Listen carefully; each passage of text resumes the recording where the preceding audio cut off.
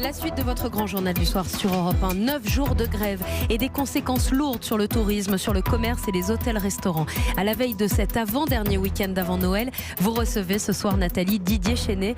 Il est le président du groupement des indépendants de l'hôtellerie et de la restauration. Bonsoir Didier Chénet. Bonsoir. Bienvenue dans ce studio, merci d'être arrivé jusqu'à nous. Le week-end commence, ou presque, après 9 jours de grève. Si je dis que les professionnels du tourisme accusent le coup, je suis en dessous de la réalité ? Oui, vous êtes en dessous de la réalité. Vous avez une situation qui est extrêmement critique dans les principales capitales régionales. On peut prendre Lyon, Bordeaux, Nantes, Rennes, donc avec des baisses significatives d'activité.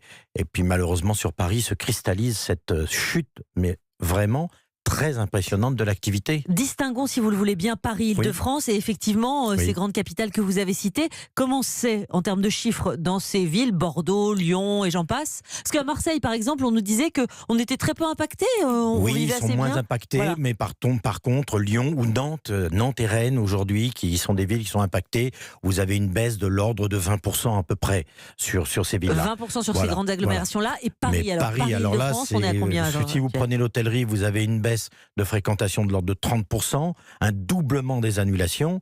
Et pour ce qui concerne la restauration, on en est maintenant à un peu plus de moins 50% d'activité. Et je vous dis, c'est une moyenne. C'est une moyenne. Ça veut dire que vous avez des restaurants qui arrivent à sauver les meubles, je dirais, à moins 25%, moins 30%, et puis d'autres qui font 20% simplement du chiffre d'affaires habituel.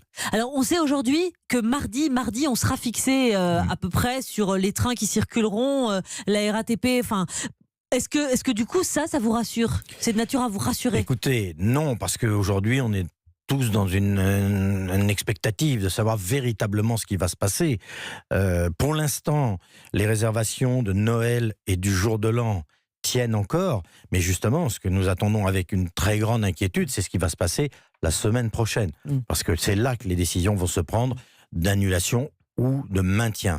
Et je voudrais quand même rajouter une chose, c'est que par rapport à l'année dernière, on a vécu déjà une année difficile avec les Gilets jaunes, mais les Gilets jaunes, c'était le week-end. Et oui, le lundi, là, c'est toute la semaine. La vie reprenait. Là, c'est 9 jours d'arrêt sans discontinuer. Donc vous avez aujourd'hui, il faut savoir que 70% du trafic SNCF, c'est le directeur de la SNCF qui nous le disait, se passe en Île-de-France. 70%. Donc évidemment, l'incidence est énorme sur l'activité de Paris-Île-de-France. Alors comment ça se passe? Parce que la période de Noël, elle est essentielle, j'imagine, pour l'activité. C'est 20% de notre activité. 20% de notre activité, et c'est surtout une période...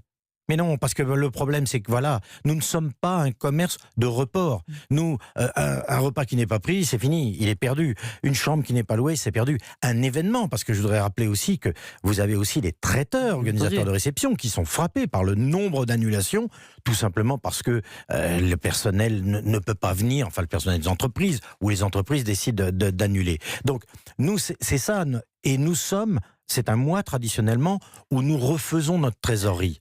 Et là, au contraire, nous sommes en train de vider la trésorerie que nous préparons d'habitude pour le début de l'année. Qui paye le plus cher aujourd'hui? Les hôtels de quelle catégorie? Quel type de restaurateur? Plutôt les hôtels de milieu de gamme et le luxe. Qui est frappé. Le luxe qui est frappé? Le luxe est frappé. Pourtant, c'est plutôt les touristes étrangers.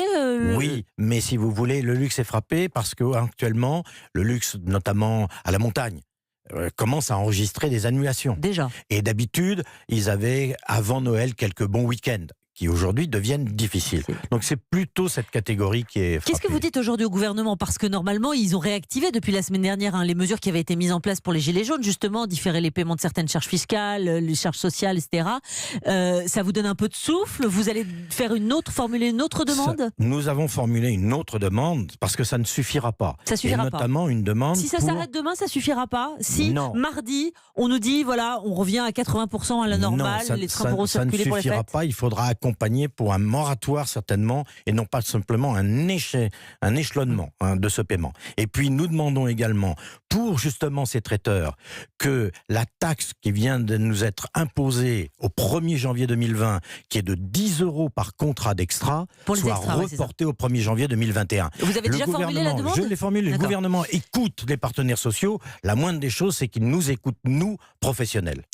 On regarde évidemment aussi du côté des salariés, les extras. magistrats aussi, par exemple. Comment ça se passe? Parce que le personnel, il arrive sur zone, il arrive à travailler. Je dois dire que nous sommes vraiment extraordinairement, je dirais, non pas surpris, mais de voir que les salariés viennent. Nous n'avons aucun mouvement chez nous, aucun. Ils viennent après 2 heures de transport, 2h30. Nous essayons de les accompagner au maximum. Les loger, par exemple, dans des nous hôtels, en logeons dans des un certain hôtels. nombre. Mais vous allez pouvoir tenir combien de temps comme ça, à loger les employés ou C'est alors... pourquoi je vous disais, on ne pourra pas tenir comme cela. On les loge. On leur paye aussi, des VTC, bien sûr, des taxis. Des VTC, des taxis, du covoiturage.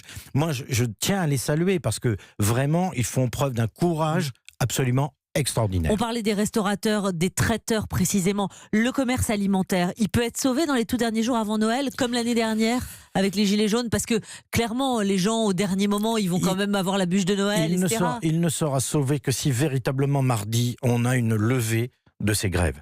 Si vous n'avez pas une levée de ces grèves, à partir de mardi, la méfiance va continuer à s'installer. Et vous savez que vendredi, on est le 20. Donc on est à quelques jours de Noël. Donc là, ça va commencer à devenir extrêmement difficile. Donc vous me dites que mardi, quand même, c'est le point de non-retour. Mardi, c'est vraiment... en tout cas la deadline. Il faut que l'on puisse savoir ce qu'il en est.